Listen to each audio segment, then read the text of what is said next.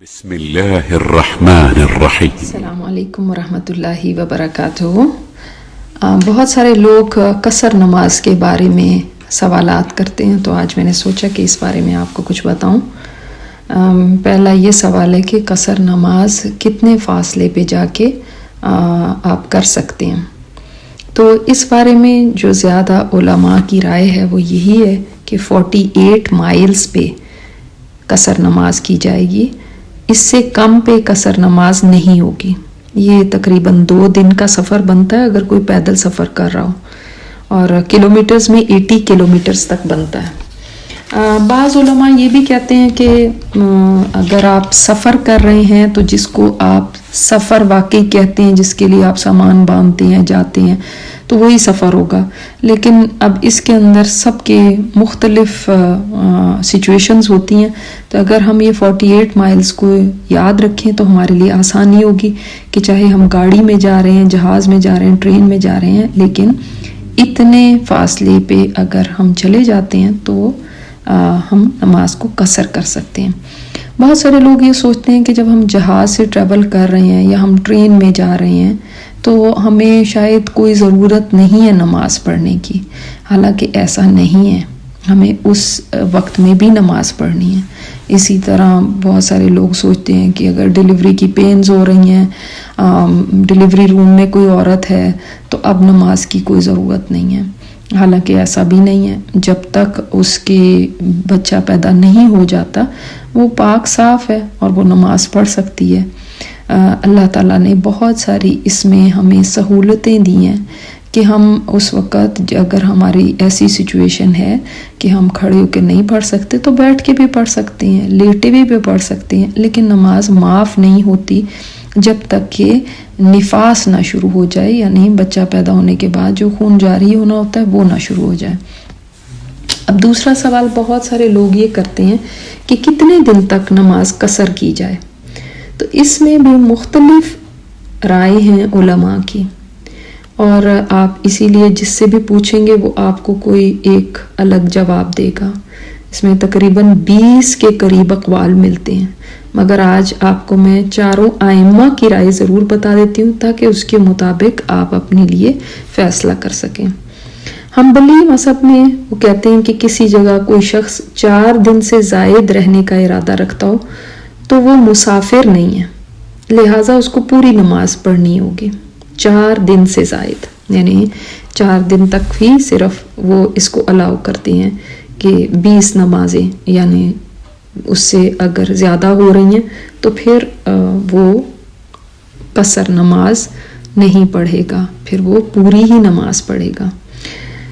Number 2 شافعی اور مالکی، ان کا سیم ہی ہے کہنا، وہ یہ کہتے ہیں کہ اگر 4 دن یا اس سے زائد رہنے کا ارادہ ہو تو پوری نماز پڑھیں گے، لیکن ان کا ایک چیز میں ڈفرینس ہے، وہ یہ کہتے ہیں کہ جس دن آپ نے سفر کرنا ہے اور جس دن آپ نے وہاں سے واپس چلنا ہے، ان دونوں دنوں کو نکال کے 4 دن کاؤنٹ کرنے، یعنی 4 دن آپ کے جو سٹے کے ہیں وہاں، اس کا مطلب تو یہ ہوا کہ یہ کل 6 دن بن گئے، یعنی 1 دن جانے کا 1 دن آنے کا، یہ 2 دن بھی آپ قصر کریں گے، اور بقیہ 4 دن جب آپ وہاں پہ رہیں گے تو وہ اس میں شامل ہے، تو اتنے دن آپ قصر کر سکتے ہیں۔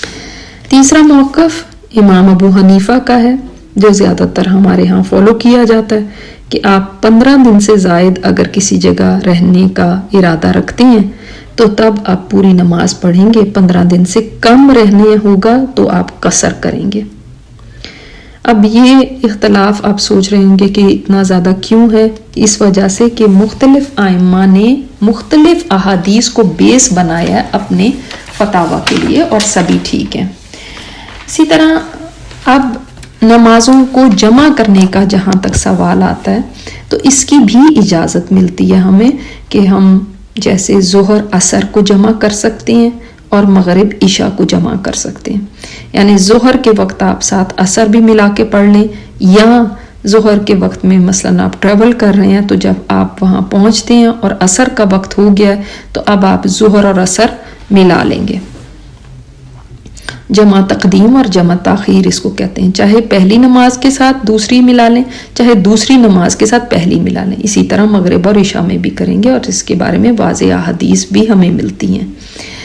اب ایک اور سوال ملتا ہے کہ کیا ایسا کرنا صرف سفر کے دوران ہے، یا وہاں جہاں پہ ہم جا رہے ہیں وہاں پہنچ کے بھی ہم ایسا کر سکتے ہیں کیونکہ ہم مسافر ہیں. تو جب آپ کسی جگہ گئے ہیں اور وہاں پہ آپ کا مختصر قیام ہے تو اس میں بھی آپ اس طرح سے جمع کر سکتے ہیں، کوئی گناہ نہیں ہے. مگر مستحب یعنی زیادہ پسندیدہ یہی ہے کہ آپ اپنے وقت پر ہی نماز پڑھیں جب آپ وہاں پہ قیام کر رہے ہیں.